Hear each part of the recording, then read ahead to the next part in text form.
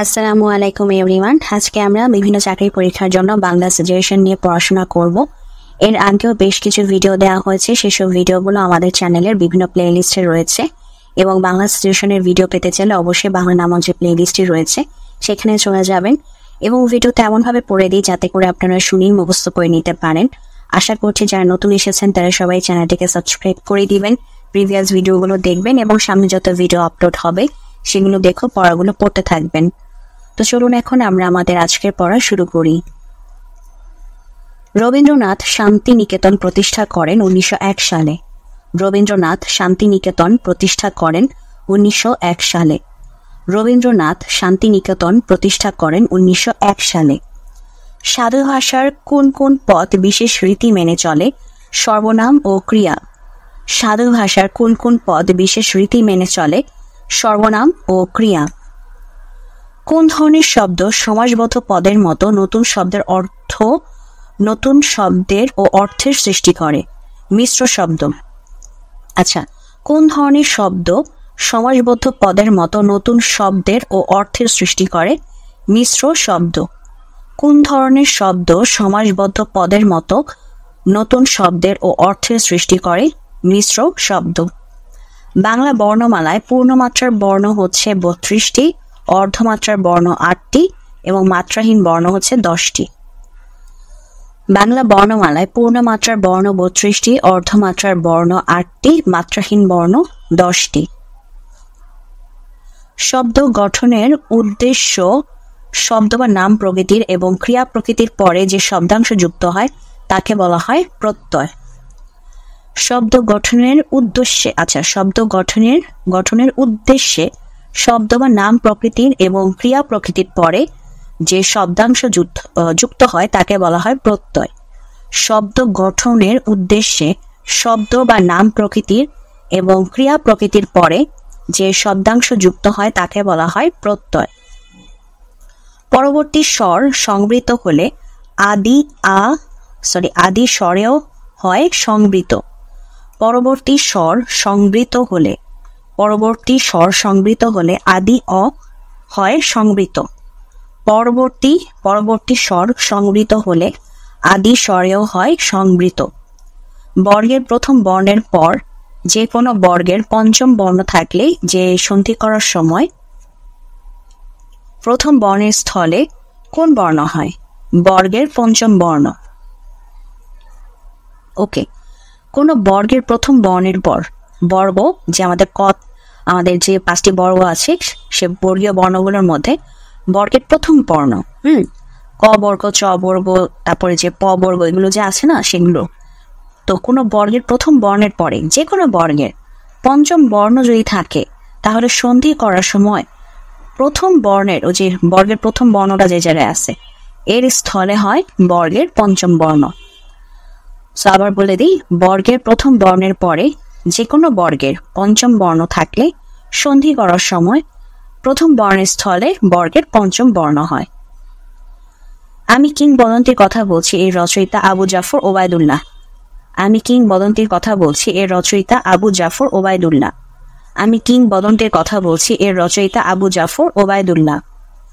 কোন দুটি পদের বচন ভেদ হয়? বিশেষ্য ও সর্বনাম। কোন দুটি পদের বচন ভেদ হয়? বিশেষ্য ও সর্বনাম। কোন দুটি পদের বচন ভেদ হয়? বিশেষ্য ও সর্বনাম।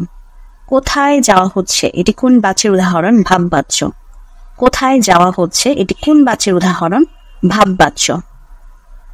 কোথায় যাওয়া হচ্ছে এটি কোন বাচ্যের উদাহরণ? ভাববাচ্য। একক সন্ধ্যায় বসন্ত গ্রন্থটির রচয়িতা সৈয়দ আলী আহসান। একক সন্ধ্যায় বসন্ত গ্রন্থটির রচয়িতা সৈয়দ আলী আহসান। একক সন্ধ্যায় বসন্ত গ্রন্থটির রচয়িতা সৈয়দ আলী আহসান। আগে প্রতি বছর এখানে খেলা হতো। এ বাক্যে কোন ধরনের অতীতকালের প্রয়োগ আছে? নিত্যবৃত্ত অতীতকাল। আগে প্রতি বছর এখানে খেলা হতো, এই বাক্যে কোন ধরনের অতীতকালের প্রয়োগ লক্ষ্য করা যায়? নিত্যবৃত্ত অতীতকাল। আগে প্রতি বছর এখানে খেলা হতো, এ বাক্যে কোন ধরনের অতীতকালের প্রয়োগ লক্ষ্য করা যায়? নিত্যবৃত্ত অতীতকাল। বাংলা উপন্যাস সাহিত্যে অবদানের জন্য আবু ইসহাক কবে বাংলা একাডেমি পুরস্কার লাভ করেন? 1960 সালে। বাংলা উপন্যাস সাহিত্যে অবদানের জন্য বাংলা বাংলা উপন্যাস সাহিত্যে অবদানের জন্য আবু ইসহাক কবে বাংলা একাডেমি পুরস্কার লাভ করেন? 1960 সালে। বাংলা উপন্যাস সাহিত্যে অবদানের জন্য আবু ইসহাক কবে বাংলা একাডেমি পুরস্কার লাভ করেন? 1960 সালে। মৃগেন্দ্র এর প্রতিশব্দ হচ্ছে সিংহ। মৃগেন্দ্র এর প্রতিশব্দ হলো সিংহ। মৃগেন্দ্র এর প্রতিশব্দ হচ্ছে সিংহ। কত বছর বয়সে কাজী নজরুল ইসলাম বাকশক্তি হারিয়ে ফেলেন? 40 বছর। কত বছর বয়সে কাজী নজরুল ইসলাম বাকশক্তি হারিয়ে ফেলেন? 40 বছর। কত বছর বয়সে কাজী নজরুল ইসলাম বাকশক্তি হারিয়ে ফেলেন? 40 বছর। ইসমাইল হোসেন সিরাজের গ্রন্থ হচ্ছে রায় নন্দিনী। ইসমাইল হোসেন সিরাজের গ্রন্থ রায় নন্দিনী। ইসমাইল হোসেন সিরাজের গ্রন্থ হচ্ছে রায় নন্দিনী। বাদলের ধারা ঝড়ে ঝড়ো ঝড়ো এই নিম্নরেখ পদটির কারক বিভক্তি হচ্ছে অপাদানে ষষ্ঠী বিভক্তি। বাদলের ধারা ঝড়ে ঝড়ো ঝড়ো এই নিম্নরেখ পদটির কারক বিভক্তি হবে অপাদানে ষষ্ঠী বিভক্তি। ওই যে ঝরতেছে পড়ে যাচ্ছে, তো এই জন্য হচ্ছে অপাদান কারক। বাদলের, এই যে বাদলের র আছে, এই জন্য ষষ্ঠী বিভক্তি। সো বাদলের ধারা ঝড়ো ঝড়ো, এখানে নিম্নরেখ পদটির কারক বিভক্তি হচ্ছে অপাদানে ষষ্ঠী বিভক্তি। আনারস পর্তুগিজ শব্দ। আনারস হচ্ছে একটি পর্তুগিজ শব্দ। আনারস হলো একটি পর্তুগিজ শব্দ। পুত্রজায়া হচ্ছে মালয়েশিয়ার প্রশাসনিক রাজধানী। পুত্রজায়া হচ্ছে মালয়েশিয়ার প্রশাসনিক রাজধানী। পুত্রজায়া হলো মালয়েশিয়ার প্রশাসনিক রাজধানী। বাংলা ভাষার মাত্রাহীন বর্ণ 10টি। বাংলা ভাষায় মাত্রাহীন বর্ণ হচ্ছে 10টি। বাংলা ভাষায় মাত্রাহীন বর্ণ 10টি। কোনটি শরৎ সাহিত্যের চরিত্র নয়? সুরবালা।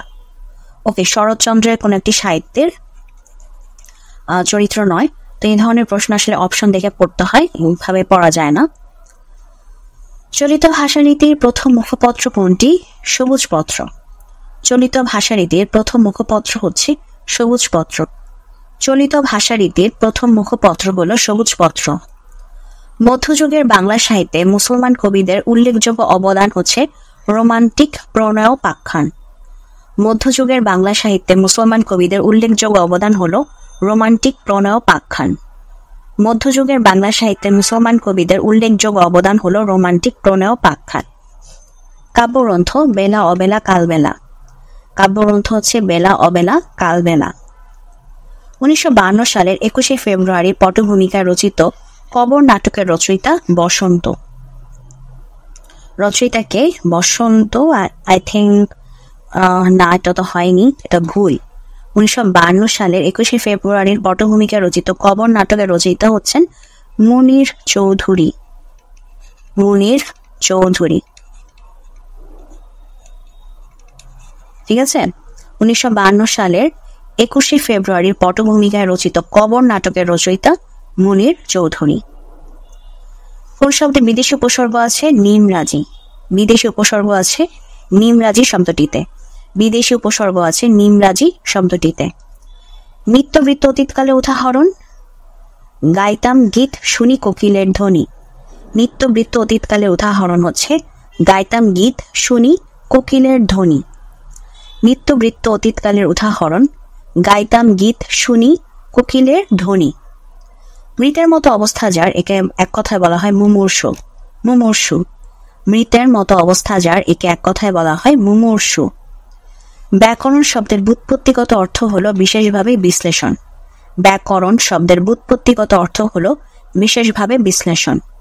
ব্যাকরণ শব্দের ব্যুৎপত্তিগত অর্থ হলো বিশেষভাবে বিশ্লেষণ। জ্বলে পুড়ে মরে ছারখার তবু মাথা নোয়াবার নয়, এই কবিতাংশটি কার লেখা? সুকান্ত ভট্টাচার্য। জ্বলে পুড়ে ছারখার তবু মাথা নোয়াবার নয়, এই কবিতাংশটি কার লেখা? সুকান্ত ভট্টাচার্য। জ্বলে পুড়ে মরে ছারখার তবু মাথা নোয়াবার নয়, এই কবিতাংশটি কার লেখা? সুকান্ত ভট্টাচার্য। উপকথা বলতে বোঝায় পশু পাখির কাহিনী অবলম্বনে রচিত সাহিত্য।